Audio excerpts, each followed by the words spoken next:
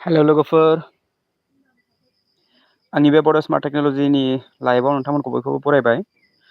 दहायो एसे नेटनि प्रब्लेममोन आरो माखासे टेक्निकेल इशुनि थाखाय दानलांनाय जादों। दा आं रिफैफिनबाय लाइभआव। जाय बिथांमोना अनलाइनाव फैदोंमोन अननानै दङब्ला लाइनाव दङब्ला कमेन्ट खालामनानै खिन्थाहर आरो नोंथांमोननि प्रब्लेमखौ जनायहरनो हागोन।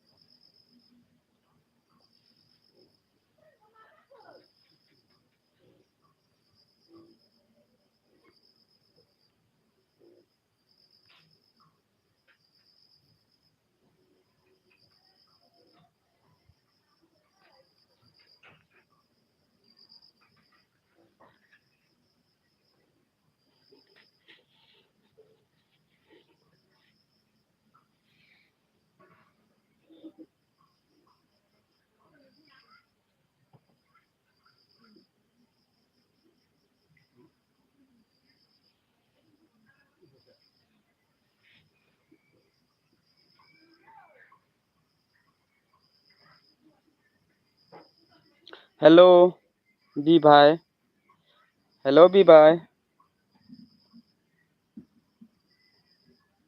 हाया दा मासो खोमसिनो। एक्सुलि खोमसि जानांगौ गोनां जाहैदों। दा स्राङाव फैनो हाथ'नाय नङा आङो।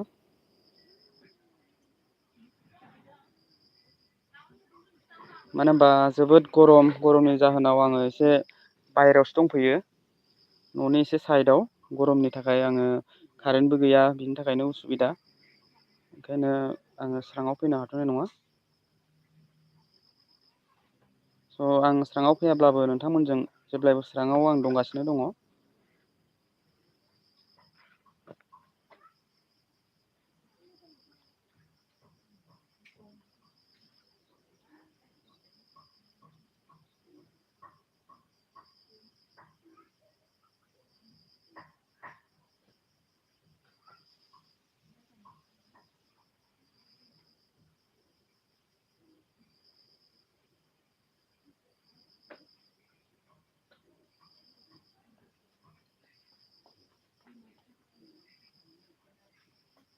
आङो दा किं हिल ब्लक फंबाय, आङो दा ओरैनो दंथ'यो। गरमनि थाखाय आं एसे बाहेरायाव दङ। ओमफ्राय बिदिनो भिडिअ आपल'ड होनो गोसो जायाखै दामानि गरमनि थाखाय आरो बारा टाइमबो मोनाखै। इदिट खालामनो गोनां बिराद खामानि दंमोन। बाट आं दान्दिसे लाइभनि गेजेरजों दसे टाइम पास खालामनो होननानै आं फैदों। नोंथांमोननि माखासे इम्परटेन्ट कुइसन्सफोर दङब्ला, माबा मोनसे प्रब्लेमफोर दङब्ला नोंथांमोना बे लाइभनि गेजेरजों फोरमायहरनो हागोन। बाखि आं गाबोन समफोर आं भिडिअ लाबोगासिनो, आपल'ड होगासिनो।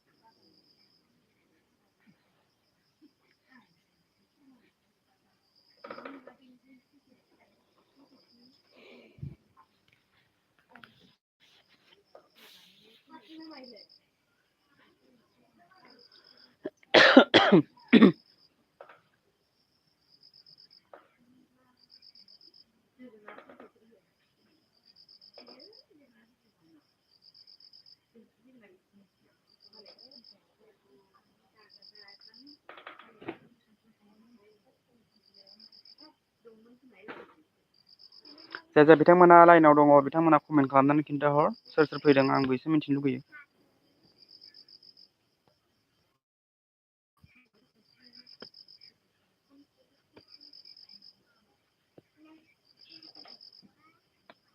माखासे मोननैसो गोदान आपडेट बे लाइभनि गेजेरजों आं फोरमायनो सानदों। स' आङो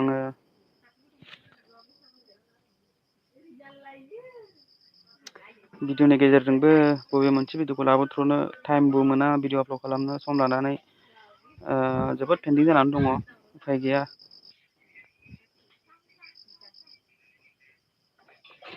आंनि रायलायनायखौ खोनायाखै नामा? बि भाइ फंबाय आंनि रायलायनायखौ खोनादोंना खोनायाखै? आंनि भइसआ थांदोंना थाङाखै नोंथांमोननिसिम सहैदोंना सहैयाखै? सहैदोंबा खनसे येस होनहर आरो सहैयाखैबा खिन्थाहर आं सार्ट खालामना खिन्थाहरनि। खोनादों ना? अके एक्सुवेलि बे लाइभनि गेजेरजोंबो मोनसे आपडेट फैलायबाय। सिगां आं जेरै बायदि लाइभ खालामोमोन सिस्टेमानो सोलायबाय।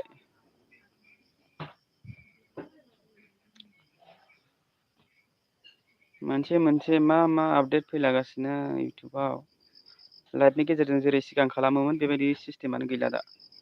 मबाइल नायै मबाइलसो नामाथाय बेखौ आं एक्सपेरिमेन्ट खालामाखै बारु। बेखौ एक्सपेरिमेन्ट खालामगोन आङो। सिगां आंनि बे अप्प' 83 आंना ओमफ्राय सिगां लाइभआव बोरै खालामोमोन बे सिस्टेमानो गैला माने आं आसरित मोनदों। ओमफ्राय नै दिनै बेलेग जालायबाय। बेखौ एक्सपेरिमेन्ट खालामनांसिगोन आङो मानि थाखाय बिदि जादों। आं दा मबाइल गंनै कभार खालामदों। बे गंनै मबाइलावबो आंनि बे चेनेलनि आइडियानो दंखायो। ओमफ्राय मोनसेखौबो आङो लाइभ अन खालामनानै दोनदों। ओमफ्राय बे गुबुन मोनसेयावबो आंनि बे चेनेलानो लगिन जानानै दङ। बेयावसो आङो नोंथांमोननो रिप्लाय हरगासिनो। ओमफ्राय गंसेयाबो साइडआव दङ आरोखि। बिनि थाखायनो लानो गोनां जादों नङाबा बे सिगाङाव बिदि नङामोन। आं गासैनिबो आंनि चेनेलखौबो आङो बेयाव माबा खालामनो हायोमोन। दा आङो नायनि बारु बेयाव एसे खालामबाय बेक बेयावबा जायो। अके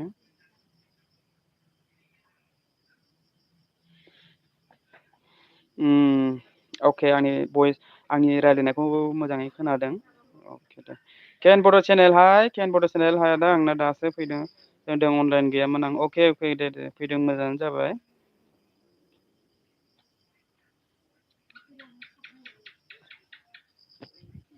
होस्रां एलार बरगयारि मा जाखो आदा माथो खोमसि नुदों नोंनि भिडिअखौ आदा खोनादों आदा नोंनि रायलायनायखौ।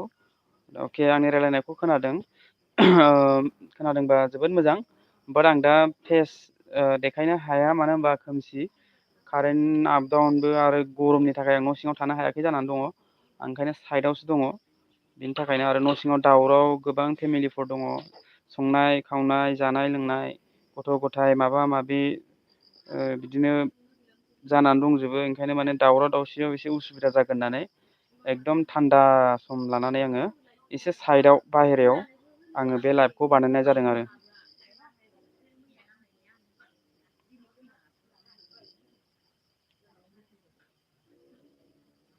स' अके येस खोनादों। दे खोनादोंबा मोजाङानो मोजांनि बाथ्रा। बाखि नोंथांमोननि माबाफोर मा सोंहरनो गोसो नोंथांमोननि गोसोआव नोंथांमोना अपेनलि कुइसन्स खालामहरनो हागोन। नोंथांमोननि बेयो मोनसे चान्स जास्ट ओरैनो आंजों फैदों होननानै गोसोखौ गोजोन मोननानै लादों बे बेलेग खोथा। थेंक इउ स' माच। बाट नोंथांमोननि माबाफोर दं नामा आं जितु भिडिअनि गेजेरजों आङो दिनैसिम लाबोनो हायाखै। नोंथांमोना गोबां कमेन्ट हरदों सोरबा जानो हागौ नोंथाङाबो हरदों खोमा। आं नोंथांनि कमेन्टनि मथे आं भिडिअ लाबोनो हायाखै। बिनि थाखाय सरि। मानो होनबा भिडिअ लाबोनो बोरैहाय आं एक्सपेरिमेन्ट खालामनानै नायग्रोनांगोन। गोबानो बुङो फेसबुकनि भिडिअ लाबो इन्सटाग्रामनि भिडिअ लाबो खिन्थु रिजन थायोना।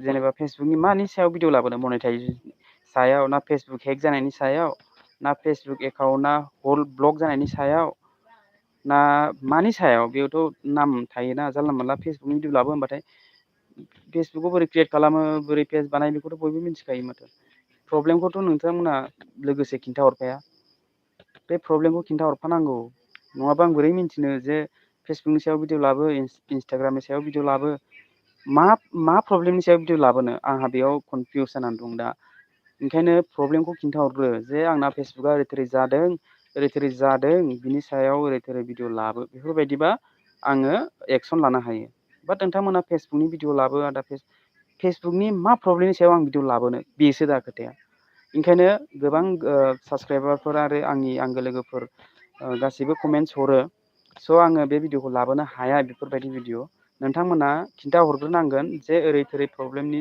जादों आंनाव बे प्रब्लेमनिखौ बोरै सल्भ खालामगोन बिभाग बा बिभाग थायो नालाय जेनेबा इउटुबनि भिडिअखौनो होन आंना साबसक्राइबारा खमायदों मानि थाखाय बिदि खमायो बिनि सायाव भिडिअ लाबो होनना बुङोब्ला बिदिसो आंना गुगोल एडसेन्सआ स्टेप 2 एरर जादों बिनि सायाव भिडिअ लाबो होनबा बिदिसो बेफोरबायदि आं बुजिनो हायो माने गुगोल एडसेन्सनि सायाव भिडिअ लाबो इउटुबनि सायाव भिडिअ लाबो फेसबुकनि सायाव भिडिअ लाबो वाट्सएपनि सायाव भिडिअ लाबो होनोब्ला आङो बेखौ कनफिउस जायो माने प्रब्लेमखौथ' खिन्थाहरनांगोन ना आरो ए टु जेड कमेन्ट्सआव जों रायज्लायजोबनो हाया नालाय बेनिखायनो डिसक्रिपसन मोनफ्रोमबो भिडिअनि डिसक्रिपसनाव आंनि इन्सटाग्राम आरो फेसबुकनि लिंक दंखायो आरो आंनि बिजनेस इनकुवेरिस इमेल आइडिबो दंखायो नोंथांमोना बेहाय बिनि थ्रुयै आंजों जगाजग खालामनो हागोन आरो आं बेखौनो बुङो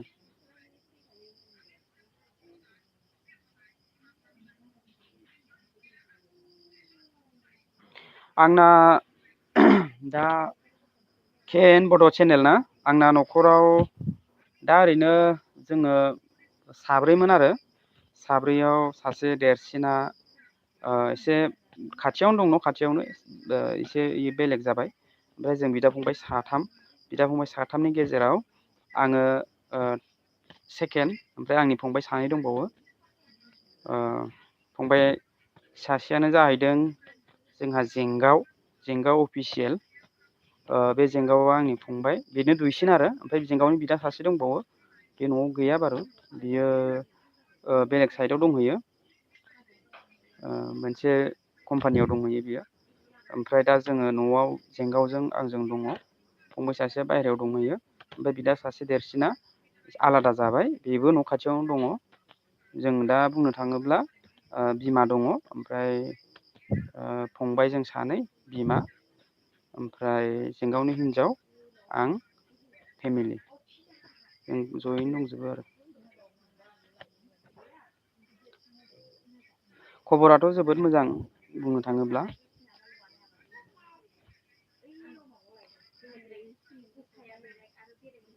ओमफ्राय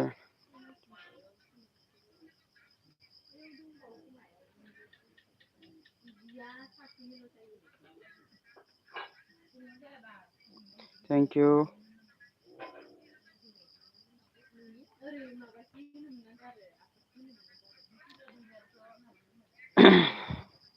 खबरा मोजाङैनो दङ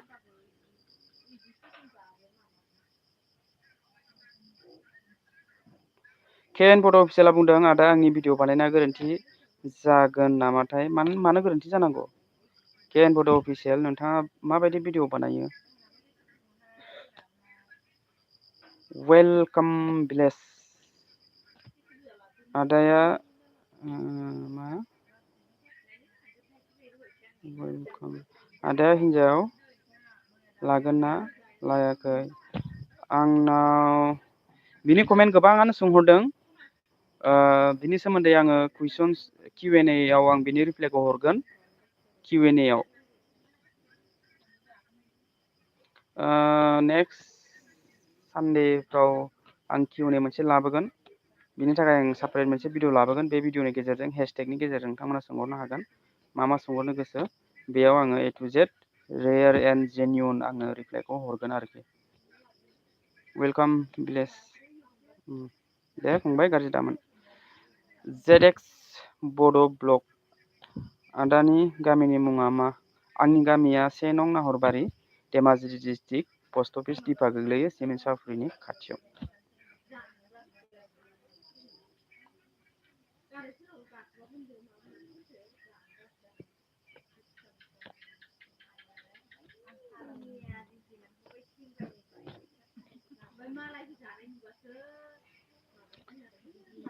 नोंथांमोननि बेयाव अनलाइनाव साबैसे फैदों नोंथांमोना सोर सोरना चेनेला मनेटाइज जादों बिथांमोना एसे आंना जानाय मनेटाइज जानायनिया आंना होननानै कमेन्ट हर आरो जायना जायाखै अब्ला जायाखै होननानै कमेन्ट हरलाय बिथांमोना बे लाइनाव साबैसे फैदों आरो 8 जन 10 जन जि साबैसे फैदों नोंथांमोना मनेटाइज जाबायना चेनेला ना जायाखै बेखौ एसे मिन्थिनो लुगैयोलाय आं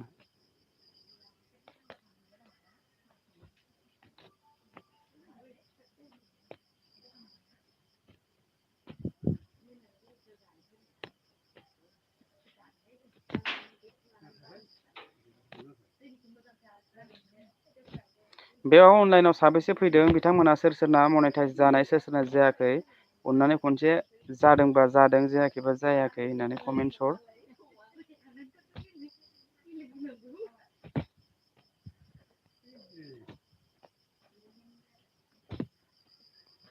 मानो होनबा साफ्रोमनिबो चेनेलखौ मोनसे मोनसे भिजिट खालामब्ला एसे गोबाव लायो स' भिजिटथ' आं खालामखाबाय थाखागोन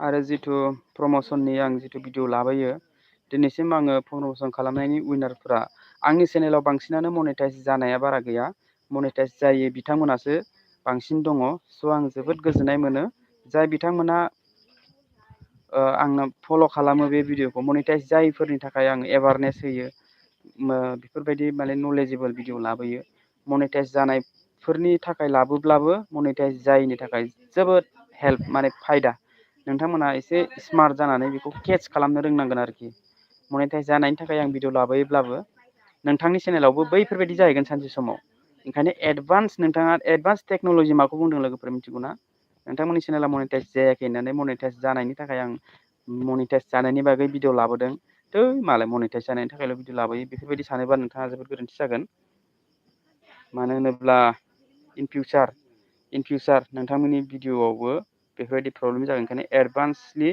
नोंथांमोना बेखौ मिन्थिनानै लाखानांगौ आरोखि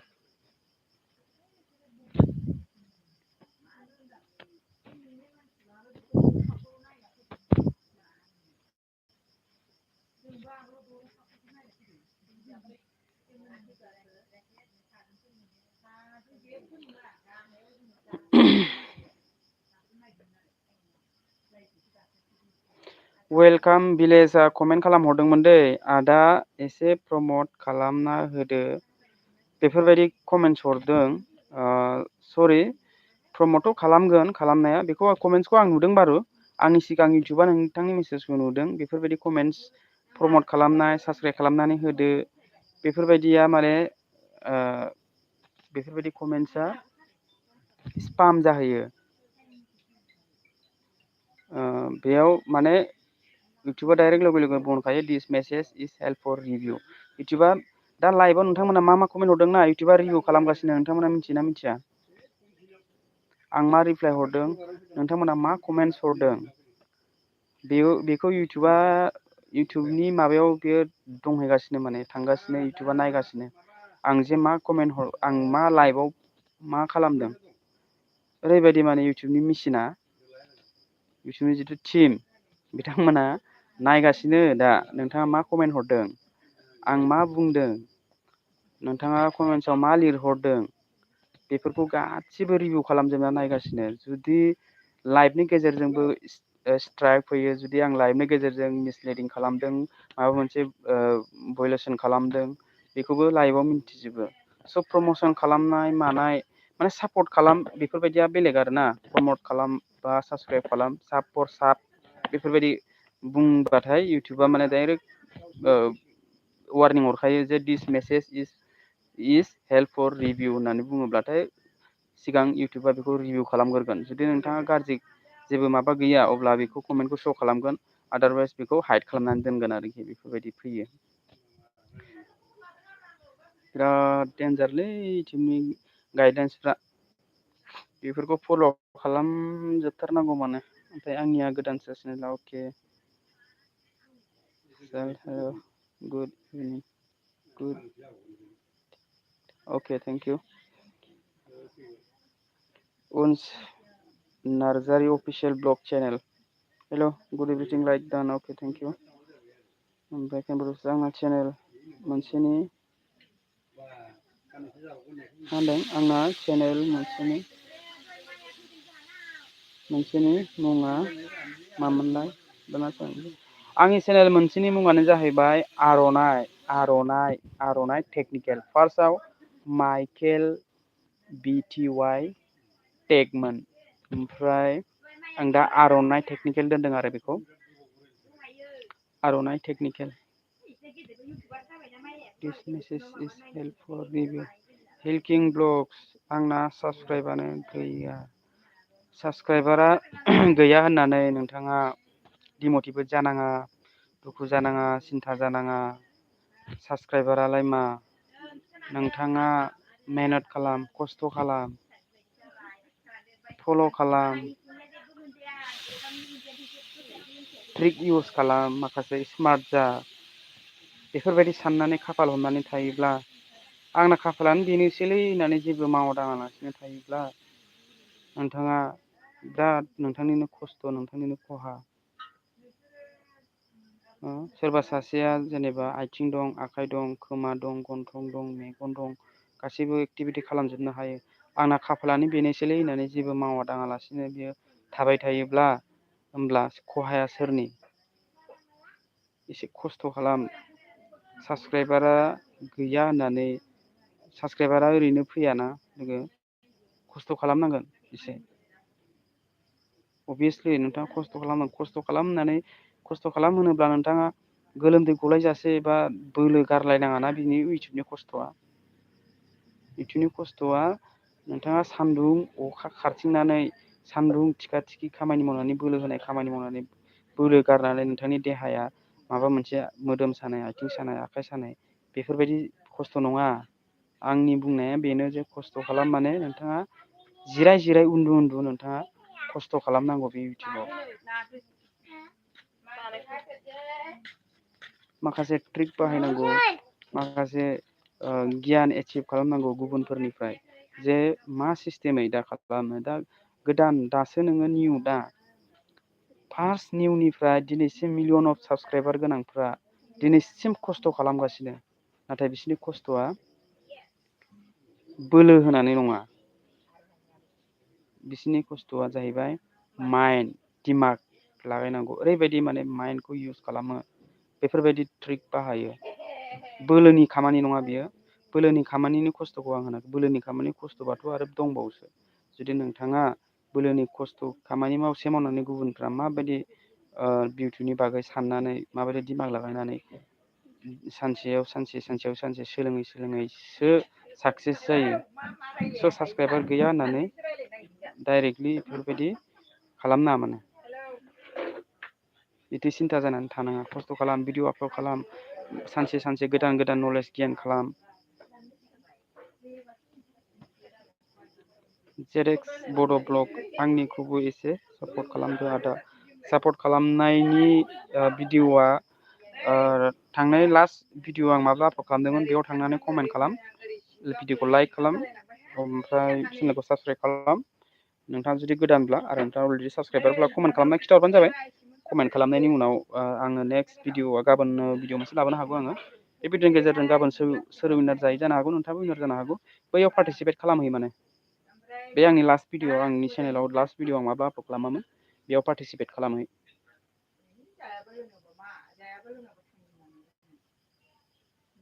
औ, आर'नाइ टेकनिकेला आंनि हिन्दी चेनेलसो, ओमफ्राय नैबे बर'।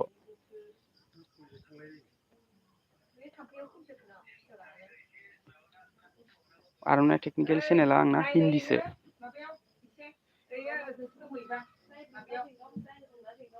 नैबेसो बर', ओंखायनो आङो बै हिन्दी चेनेलखौ बारा मेनसन खालामा।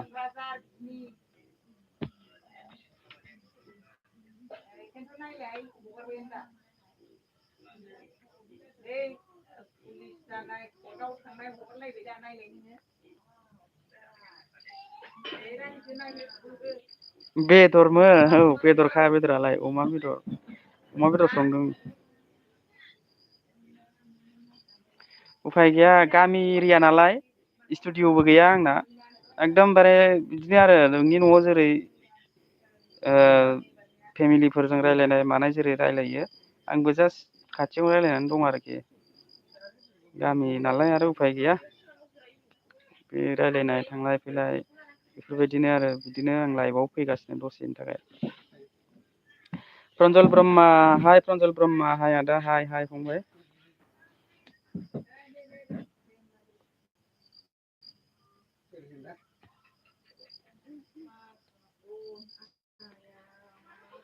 आदसा आं इउटुबनि नोंथांमोनाथ' आंनि चेनेलावथ' गिदिर गिदिर इउटुबारफ्रा फैखायानो साबसक्राइबारबो गैखाया आंना इसिबां गिदिर गिदिर इउटुबारनि मिनिमाम 10K साबसक्राइबार गोनाङाबो दंना गैयाथाय आंनि फेमिलि गैया आं जिथु दाख्लैबावै भिजिट खालामदोंमोन लास्ट 11K सासेसो दं खोमा ओमफ्राय बिदिनो दङ ओमफ्राय बिदिनो लास्ट फैनानै एकदम 100 साबसक्राइबारसिम दं आरो बारा गिदिर गिदिर चेनेल आंनि चेनेलाव गैया बारु गैनाया स' इउटुबनि आपडेटनि सोमोन्दै ओमफ्राय दा बै गोबाङानो मा गिदिर गिदिर चेनेलफ्रा दा मिनिमाम 10 साबसक्राइबार एबभ आरोना ओमफ्राय बिदिनो 2010नि गेजेराव साबसक्राइबार गोनांफ्रा बिसिनाव माने स्पनसारशिप फैयो जाहैदों माने नोंथांमोना लाइनाव दंना खोनागासिनो ना आंनि चेनेल लाइभनि भइसखौ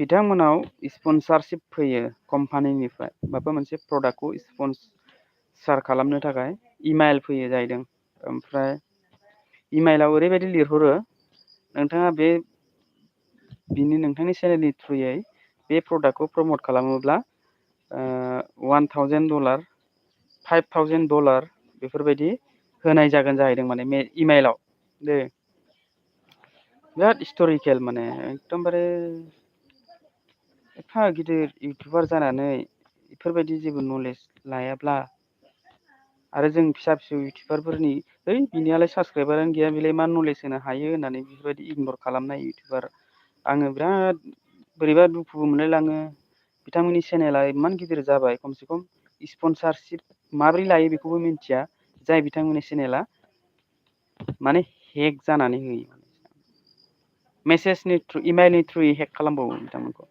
माने लबनि थाखाय माने दा जेने थेने इमान खस्थ' खालामनानै 11,000 10,000 साबसक्राइबार खालामबाय ओमफ्राय इमाइलनि थ्रु फिल्म मरा माबा बेफोरबायदि मोनसे बायदि बायदि रोखोमनि प्रडाक्ट कम्पानिनिफ्राय फैयो माने इमाइल ओमफ्राय इमाइल फरायसिगोन स्पनसारशिप फैदों होननानै नोंथाङा नैबे प्रडाक्टखौ प्रमट खालामोब्ला नैबे लिंकआव क्लिक खालाम इन्टारेस्ट दंबा येस आइ एम इन्टारेस्टेड होननानै रिप्लाइबो हरो बिनि सोमोन्दै आङो एक्सट्रा भिडिअ लाबोगोन गाबोन समफोर आं टाइम मोनाखै ओमफ्राय रिप्लाय हरो बारु रिप्लाय हरनानै ओमफ्राय बै कम्पानियाबो बेजों चार्ट सोलिबाय थायो माने इमाइलाव ओमफ्राय नैबे लिंकआव क्लिक खालाम बेयाव माखासे क्लिप दङ भिडिअ दङ बोरै नोंथाङा आपलड खालामनांगौ बेयावनो गासैबो डिटेलखौ होनाय जादों होननानै बै लिंकआव क्लिक खालामबाथाय गैखाला बे चेनेला एक्सेसखौ होनाय जाखाबाय माने बेखौ बुजिया आङो बिनि थाखाय बुंबाय थायो चेनेला मानि थाखाय हेक जायो बोरैहाय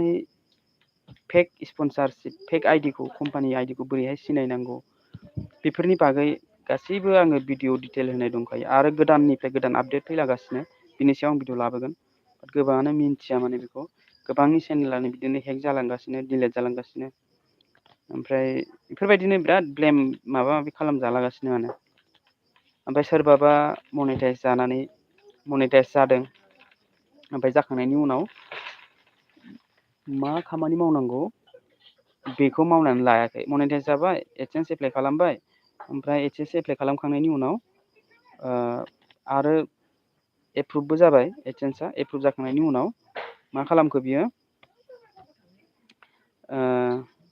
मा मावनांगौ बेखौ मावनानै लायासै रोङा माने बे एडसेन्सआ एप्रुभ जाबाय होननानै बेयाव आइडेन्टि भेरिफिकेसन दं एड्रेस भेरिफिकेसन दङ U tax info' form दङ सुपार चार्ट दङ बेखौ एक्टिभ खालामनांगौ ओमफ्राय भिडिअनि जिथु एडसेन्स एप्रुभ जाबाय होननानै भिडिअनि जिथु मनेटाइज बेखौबो माने सर्टस मनेटाइज वाट्स पेज एड्स मनिटाइज बेफोरखौबो खालामनानै लानो रोंबावा। इमान खस्थ' मनिटाइजखौ अन खालामनानै लाबाय, एफा खस्थ' मनिटाइज खालामबाय 1000 साबसक्राइबार 4000 आवार्स टाइम, ओमफ्राय बैफोर बुस्थुखौ खालामना लानो रोङा। बिनि थाखायनो गोबांखौनो आं माने बेफोरबायदि इमेल आइडि बा न' खाथि खालानिफोरखौ आं लेंहरो, बिथांमोननिखौ खालामो। दिनैबो सानैसो आलासि फैदोंमोन, बिथांमोननिखौबो आं चेक खालामनानै बिसोरनि प्रब्लेमखौ आङो फिक्स खालामनानै हरबाय बारु। गोजोननाय मोनो बेफोरबायदि हेल्प खालामनो मोनोबा। ओंखायनो बिथांमोनखौ एसे इउटुबारनिफ्राय जुदि लं टाइम इउटुबार जानो सानदोंब्ला, इउटुबनिफ्राय रां खामायनो सानदोंब्ला माखासे नलेजफोरखौ गेइन खालामनानै लानांगौ आरो बेनो खोथाया।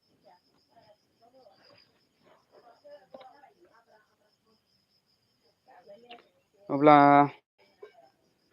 गोबाङानो लाइभआव गैला। गाबोन आङो भिडिअ लाबोगोन इउटुबनि बागै एसे, आरो माखासे एडसेन्सनि बागैबो लाबोगोन। नोंथांमोना ध्यान होनो गोनां, गाबोन आं इडिट खालामनाय जाथ'वाखै। गाबोन इडिट खालामनानै आङो दान्दिसे सम गुसुंब्लाबो आङो मोनसे भिडिअ आपल'ड खालामनाय जागोन।